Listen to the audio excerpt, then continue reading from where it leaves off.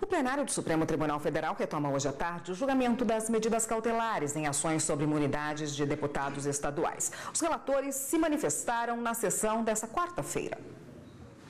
Os ministros estão analisando 3 ações em que se discute se as assembleias legislativas podem revogar prisões de deputados estaduais determinadas pela Justiça. A Associação dos Magistrados Brasileiros questiona dispositivos das constituições estaduais do Rio de Janeiro, do Rio Grande do Norte e do Mato Grosso, que estenderam aos deputados estaduais imunidades concedidas pela Constituição Federal aos congressistas. Até agora, apenas os relatores das ações votaram. Para o ministro Marco Aurélio, as normas são válidas. A regra é clara e não deixa margem para dúvidas.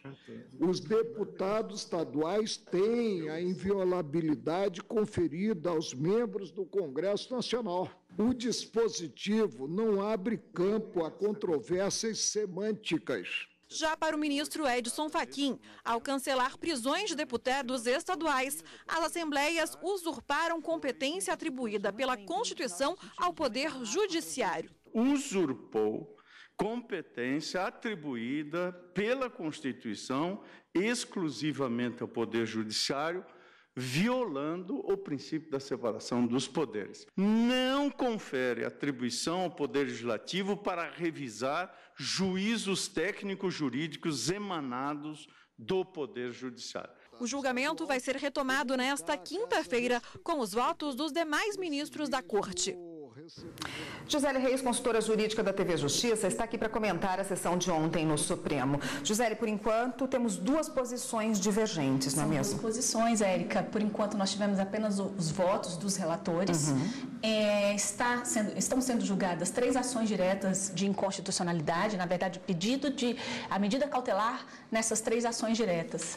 E o relator de 2 delas é o ministro Edson Fachin, que defende uma posição, e o relator da outra é o ministro Marco Aurélio.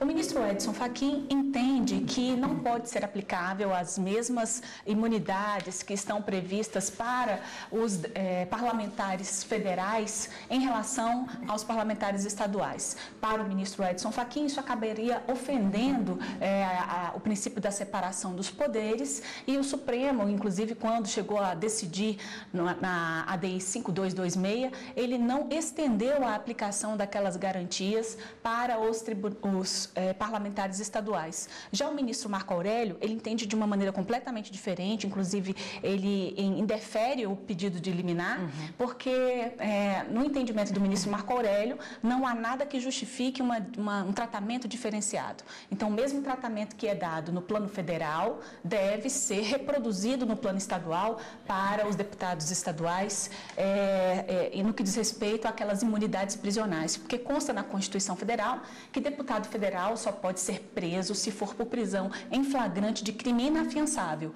E nessa hipótese, a casa respectiva deve se manifestar em relação à prisão no prazo de 24 horas. Toda essa questão chegou aqui no Supremo Tribunal Federal depois da Assembleia Legislativa ter revogado a prisão preventiva que foi decretada pelo TRF-2, envolvendo deputados estaduais lá no Rio de Janeiro.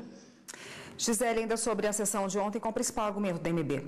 Bom, nós temos aí 3 constituições estaduais que estão sendo atacadas. A Constituição do Rio de Janeiro, a Constituição do Rio Grande do Norte e também a Constituição do Mato Grosso.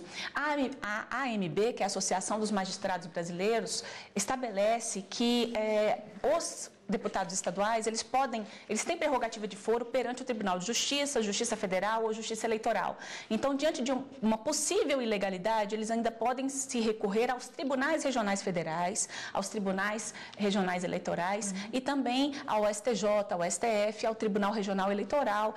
Então, haveria a possibilidade dessas decisões, se porventura fossem ilegais, que viessem a ser discutidas em instâncias superiores. Tá ótimo, Gisele. Obrigada pela sua participação por hoje. Amanhã a gente vai saber qual foi a decisão aí dos ministros hoje na sessão. Sim, eu que agradeço. Até mais. Até.